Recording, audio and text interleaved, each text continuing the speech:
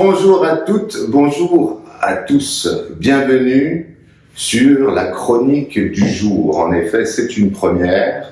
Et aujourd'hui, je vais vous présenter un jus de raisin fermenté. Oui, ça vous étonne sûrement, mais on va bien parler donc de jus de raisin fermenté. Alors, on va faire un peu de grit avant tout. On est en France, on est à Bordeaux, la région bordelaise. On est sur la rive gauche, à Margaux. Château Rose-en-Ségla, deuxième grand cru classé, classification de 1855. On est sur le deuxième vin du domaine, Ségla, millésime 2015. Alors le millésime 2015, c'est un peu ce millésime d'anthologie qui a été donc grandement noté par tous les critiques. Et ici, sur le Ségla 2015, note de Parker de 92 points. Mais alors déjà, petite présentation. Où sommes-nous ? Nous sommes à Ardon, nous sommes à la Fondation Valette, Hervé Valette, ami très cher, administrateur de cette même fondation, nous a gracieusement prêté ses locaux pour faire cette présentation dégustation.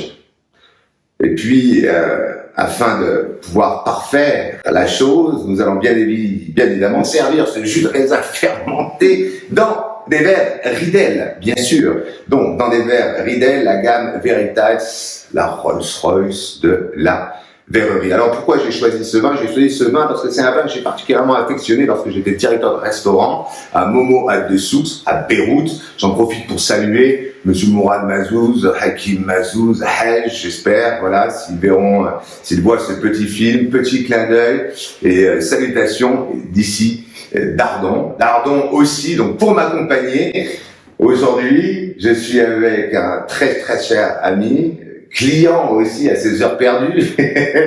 Voilà, bien évidemment. Donc Nicolas Jacquier, a.k.a. Jack, a.k.a. Jaco pour les intimes, les soirées privées. On en reparlera lors d'un prochain épisode. Là n'est pas le moment.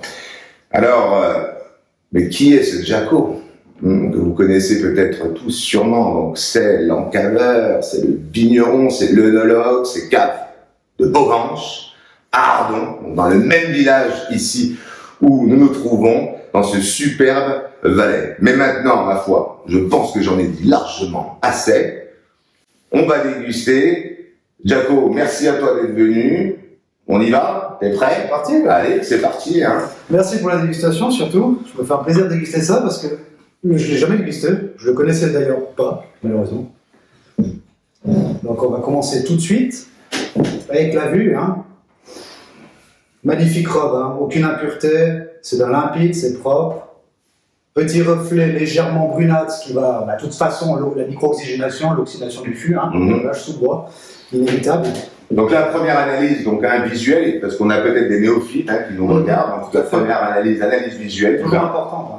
Très importante, tout à fait. Par exemple, on aurait décelé un léger trouble, c'est peut-être déjà quelque chose de négatif dans la... Quelque chose de...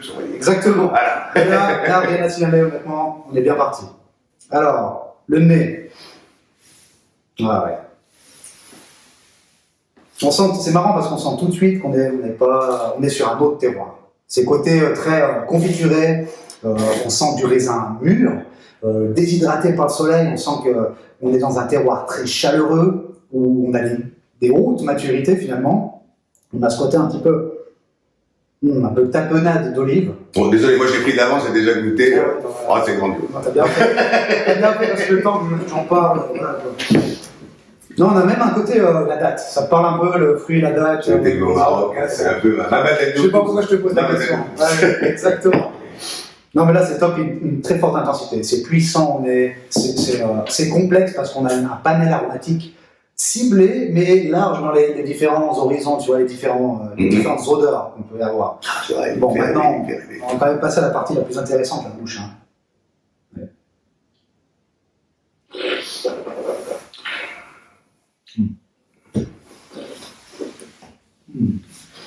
Ouais, pur jus. C'est incroyable, parce que j'aime bien dans ce vin. On a une attaque très souple, de la rondeur. On n'est pas sur quelque chose qui est bourrin dans le vin. On est Margaux. Bien sûr. C'est très sensuel. On est dans les graves. Donc, on sent cette attaque sur la souplesse, la rondeur. Tout de suite, milieu de bouche, une acidité vient qui marque son départ, et puis on va avancer en fin de bouche, plus cette acidité va augmenter, s'intensifier, pour donner en fait cette sensation un petit peu de vivacité, de fraîcheur, du croquant, tu vois. Milieu de bouche, on ressent aussi cette sensation tannique qui va évoluer en même temps que l'acidité. On vient sur quelque chose de très riche, très gourmand, qui prend bien le palais sans être trop exhaustif, sans trop être lourdeau, pâteux. Et puis, en même temps, c'est marrant parce que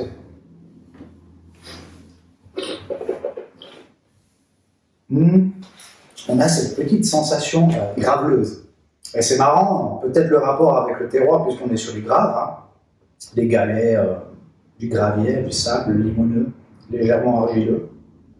On sent bien les typicités des cépages distincts, hein, parce que là, je crois que dans cet assemblage-là, on est sur une majorité de Cabernet Sauvignon, ensuite c'est Merlot, et on finit avec 2% à peu près de chaque de petits verres d'eau et puis de Cabernet Franc.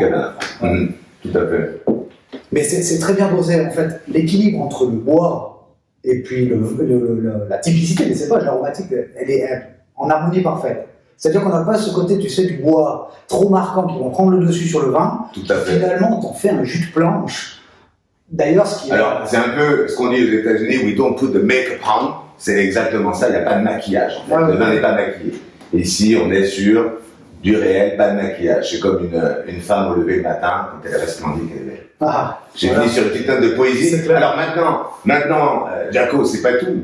Mais maintenant, il faut quand même que tu donnes une note. Alors, je sais que tu n'aimes pas donner les notes. On est bien d'accord. Il me l'a dit avant qu'on commence. Mais je m'en fous. C'est moi qui dirige ici. Alors, Jaco, s'il te plaît, quand même, donne-nous une note. Bon, écoute, je voulais juste contrôler déjà une chose qu'on ne regarde pas souvent. Je préfère le regarder à la fin aussi pour ne pas être influencé par ce genre de choses. Et c'était le pourcent volume. Donc là, on est sur un 14,5. Hein. Ouais. 14,5, ça donne déjà... Mais l'alcool est relativement fondu. Moi, je trouve pas que c'est trop... L'indication que tu as avec un 14,5, c'est que finalement, tu es dans quelque chose... Enfin, un raisin qui est arrivé à bonne maturité, très riche, très mûr. Donc, ça confirme qu'on est bien en bas sur le territoire, que c'est ensoleillé, que c'est chaleureux, que ça mûrit bien. Ça pourrait être un défaut, hein, parce que déséquilibré, l'alcool brûlant, c'est jamais très agréable. Et là, franchement, on sent pas qu'il y a 14,5 d'alcool et c'est très très bien fondu. C'est en parfaite harmonie et je trouve ça vraiment top.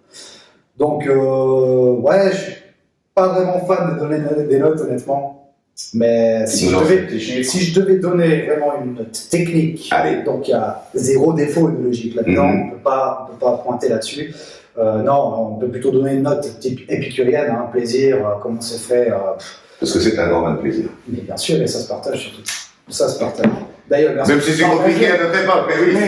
On est bien d'accord, hein, soyons pandémiques un peu. Alors, oui. Écoute, je pense que je tablerai sur bonnement entre un 90 et un 92. Superbe. Par curiosité, combien il avait donné par cas déjà 92. 92. Pas pour faire comme donc, ma forêt, non, ça ne serait pas le but. Alors voilà, la présentation a été faite, on ne va pas parler prix maintenant, vous savez tous comment me joindre, vous savez tous comment m'écrire. Alors, appelez-moi, redites-moi, profitez, dégustez par vous-même, et puis j'attends vos commentaires de dégustation, donc vendu à la bouteille bien évidemment, mais aussi super dans son écrin, en CBO6. Alors beaucoup de personnes me demandent, d'ailleurs je vais terminer sur ça, CBO, ce sont les initiales de caisse-bois original. Voilà, c'est original comme j'espère ce que on vous a offert aujourd'hui. On vous fait plein de bisous et puis on vous revoit de toute façon tout prochainement, peut-être, le mois prochain, rendez-vous est pris. Bisous à tous, ciao. Ciao.